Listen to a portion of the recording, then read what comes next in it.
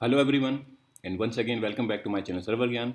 My name is Dr. Logan Singh, and today we are going to discuss a very important interview question which is usually asked during interview and especially while people discuss about VPC section. The question here is, what is difference between security group and network ACL? So before explaining this thing, let us discuss about this particular diagram. So we have virtual private gateway here, we have internet gateway here, right? This is our VPC, this is our router. So under this router, we have route table, right? Route tables are going to be responsible for logical grouping of these subnets. We can have multiple subnets associated with this single route table. We have network ACL in between. It means whenever we are talking about network ACL, so network ACLs are always placed on the top of subnets. These are not instance level, these are going to work on the top of subnet, right?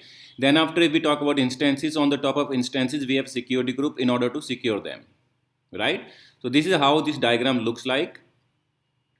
Moreover, when we talk about like detailed description and detailed differences of this, like security group and network ACL, the very first thing which comes into picture is, so security group is going to work at instance level. It means all the network interfaces, it could be related to load balancer, it could be related to your net instances or whatever you have. So it is going to work with ENIs. It means elastic network interfaces, right?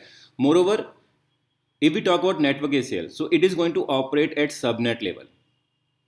The very first difference here is security group is going to work with network interface level. Like NACL is going to work with subnet level. Second thing, this is going to this is going to support allow rule only. Security group does not provide us any facility in order to block any group or block any rule. Why it is so? Because whenever we create a security group, by default everything is blocked, everything is denied by default when we create a security group. So we have to explicitly allow the rules.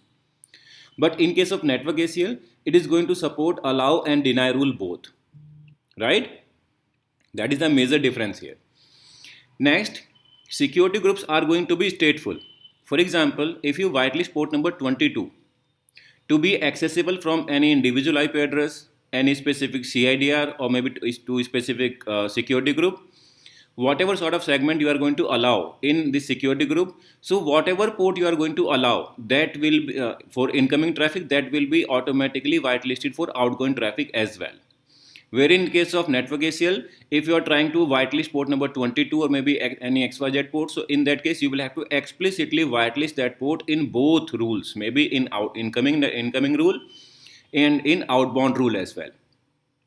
Then after, if we talk about this, this particular network ACL is going to be stateless and security group is going to be stateful, right? Moreover, when we talk about, so this security group, so let us say we have associated 50 security group with these instances, and each security group has 50 rules. So it means whatever number is going to be there, let us say we have 50 security group associated with one instance and each security group has 50 rules. So it means 50 into 50, it means 2500 rules are going to be there, right? So those rules will be evaluated before allowing access to these instances, right? Wherein if we talk about the particular network ACL, so network ACL is going to work based on the particular rule number. So whenever we are going to create a network ACL, so over there some sequences are there, some order numbers are there, some rule numbers are there, right? So let us say there are two rules, rule number 90 and 91. So in rule number 90, I have said that every traffic which is going to come to our VPC or which is going to come to the subnet, so that is by default allowed, right? So it is not going to evaluate the rule number 91.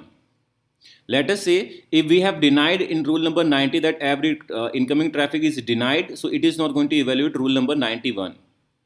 So whatever rules are there, so definitely it will perform based on the particular rule number. So that is another difference here. Moreover, when we talk about like security groups, obviously it is going to be applied at the time of EC2 machine creation. So at least one security group we have to associate. So it could also be possible that you might not whitelist any port here. But yes, at the time of EC2 machine creation, you will have to create one security group as well. Moreover, it is not mandatory that you are going to associate all the security group and you are going to open all the ports whatever you require in order to make this instance accessible over internet or maybe within internal traffic. But yes, you can add the new security group, or you can create new security group. After that, you can apply that security group to these instances after the instances are into working format. The instances are working properly, right? So that is not going to be like restriction. You can add new rules post instance creation as well, or at the time of EC2 machine creation too, right? But when we talk about network ACL, so this is going to apply to all instances. Let us say we have a rule that port number 22 is blocked. So it means every single instance, whatever is created behind the subnet or behind the particular subnets which are associated with network ACL, so all the instance will deny port number 22. It means first of all network ACL will come into picture. After that the subnet is going to be there, and inside these subnets only these resources are created, right? So these are going to be some major differences between security group and network ACL. I hope this has been informative. If you liked this video, so please do like, share and subscribe to my channel. And if you find this information quite good and informative, so please do not forget to share this with your friends as well, and they should also be notified that you are learning something new, and definitely they will also be benefited out of it. Thank you so very much for your time. Have a good time and happy learning.